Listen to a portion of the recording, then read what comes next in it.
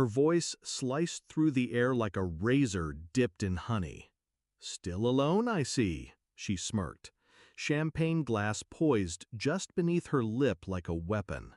She was wearing pearls, expensive ones. I'd paid for the first set, back when her smiles were still genuine. I just smiled. Not wide, just enough to be polite. The room was warm with clinking glasses and curated laughter. Some charity auction for people who never missed meals. I wasn't there to make noise, but I watched her eyes shift, just a flick, over my shoulder. Then stillness. The color drained from her face.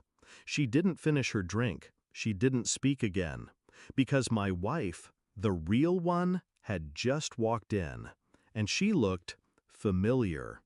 Too familiar. 4 years ago, my ex-wife traded me in like an old car with too many miles. She said she needed more, a different kind of love. One with yachts and private chefs and European ski trips. I let her go without a fight.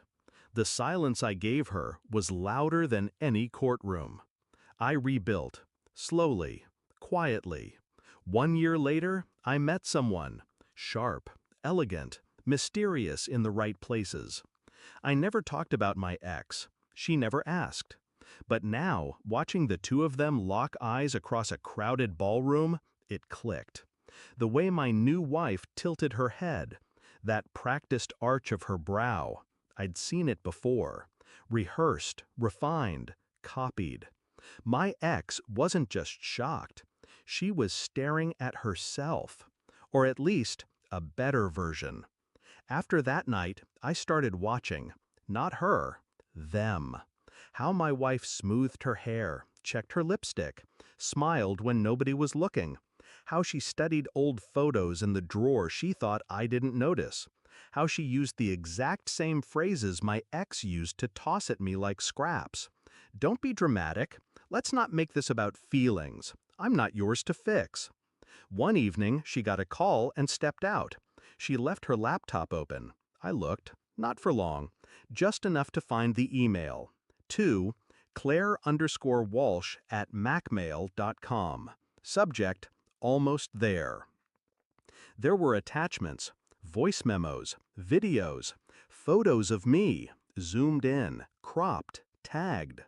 I didn't confront her. I started reading. Turns out, my new wife wasn't my wife at all. She was her plan. 2 weeks later, I sat in my study and printed everything. Emails, memos, photos of them together, the coaching, the manipulation, the obsession. She'd met her on a podcast forum. My ex, coaching young women how to level up after failed marriages. My new wife was one of her projects. I read the notes like blueprints to a heist. How to mimic my preferences. How to mirror my values. How to break me quietly, one touch at a time. It wasn't love. It was architecture. My entire marriage had been a study in psychological warfare, engineered by the woman who once vowed to grow old beside me. The goal? Bleed me slowly. Then marry up again. They wanted to hollow me out like a house and sell the bricks. I didn't react. I waited. The next time my ex invited me to one of their events, I accepted. I brought my wife. She wore red silk. My ex always hated red. We walked in like royalty, side by side. Half the room knew her, the other half whispered. She smiled at everyone, even her, especially her. Drinks flowed, the band played, laughter swirled. Then, quietly, I handed my ex a black envelope. No words. She opened it beneath the chandelier. Photos, printed emails, a USB. She didn't blink at first. Then she looked at my wife and saw herself staring back. The younger, colder, upgraded version. "What is this?" she asked, throat tight. My wife leaned in, her whisper soft and deadly. "Just feedback on your coaching program."